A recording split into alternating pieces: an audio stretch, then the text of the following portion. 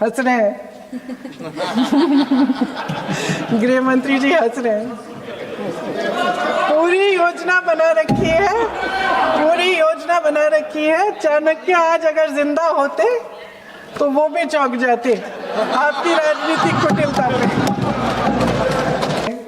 राजनीति में कुटिल होना अपनी जगह है, शायद हमें और थोड़ा होना भी चाहिए इस तरफ वालों को, लेकिन सत्ता बनाए रखने की महत्वाकांक्षाओं को परे करके देश के हित के लिए सही निर्णय लेना अलग।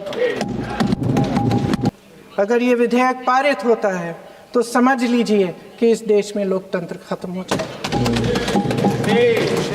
अध्यक्ष महोदय, मौजूदा सरकार एक बार फिर इस देश की जनता की आंखों में धूल झोंकने का काम करके देश की अखंडता पर बहुत बड़ा हमला कर रही है। एक तरफ महिला आरक्षण की बड़ी बड़ी बातें, तो दूसरी तरफ गुप्त रूप से ओबीसी वर्ग का हक छीना जा रहा है और कुछ प्रदेशों की ताकत कम करके लोकतंत्र की धज्जियां उड़ाकर अगले चुनाव के लिए अपनी पार्टी की मजबूती का ढांचा बनाया जा रहा है। हंस रहे हैं। गृह मंत्री जी हंस रहे हैं। पूरी योजना बना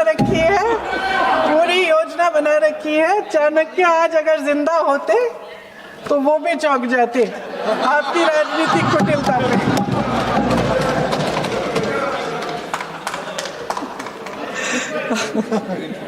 इन्होंने पूरी योजना बना रखी है, हंस रहे हैं, सहमत है मेरी बातों से। अचानक प्रदेशों में चुनाव के दौरान सदन की बैठक बुलाओ, कोई सर्वदलीय बैठक मत बुलाओ। विधेयक का प्रारूप सिर्फ एक दिन पहले सार्वजनिक कर लो ताकि विपक्ष को कोई मौका न मिले कि इस पे चर्चा कर ठीक ढंग से हो। मीडिया और पब्लिक में पहले से ही चर्चा शुरू कर लो कि मोदी जी एक बहुत बड़ा कदम उठाने वाले हैं महिलाओं के उत्थान के लिए। ये विपक्षी दल के जो नेता हैं कुछ समझते नहीं हैं, राष्ट्र के हित में कुछ करते नहीं हैं, विरोध करेंगे।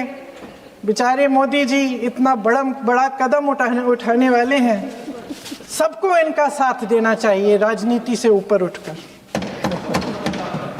और ये कर करके विपक्ष को धर्म संकट में डाल दो। एक तरफ महिला आरक्षण और दूसरी तरफ आपको काट पीट करने की, पूरे ढांचे को बदलने की स्वतंत्रता, ओबीसी वर्ग को नकारने की स्वतंत्रता। अध्यक्ष महोदय, राजनीति में कुटिल होना अपनी जगह है, शायद हमें और थोड़ा होना भी चाहिए इस तरफ वालों को, लेकिन सत्ता बनाए रखने की महत्वाकांक्षाओं को परे करके देश के हित के लिए सही निर्णय लेना अलग। शायद हम आदरणीय प्रधानमंत्री महोदय जी से आज ये उम्मीद नहीं रख सकते क्योंकि वह समस्याओं से घिरे हुए हैं, उन पर अंतर्राष्ट्रीय दबाव बहुत है। महिला आरक्षण जैसे ऐतिहासिक कदम को उन्होंने सत्ता को बनाए रखने का एक कमजोर बहाना बना दिया है। जाति जनगणना को नकारते हुए एक ऐसी संसद बनाना चाहते हैं जिसमें सिर्फ अभिव्यक्ति और चर्चा का ही अभाव नहीं होगा, बल्कि पिछड़े वर्गों और प्रदेशों की समानता का भी अभाव होगा। हमारी मातृभूमि की अखंडता का आधार है one citizen, one vote, one value. अलग अलग राज्यों का दर्जा बगैर किसी संवैधानिक प्रक्रिया के तय करना इस अखंडता पर वार है। इससे हम कैसे सहमत हो सकते हैं? अध्यक्ष महोदय, इन्हीं 543 लोकसभा क्षेत्रों में से महिलाओं को 33% आरक्षण क्यों नहीं दिया जाता? अगर पद खोने का डर नहीं है तो कुछ लोग अपना पद खोलें।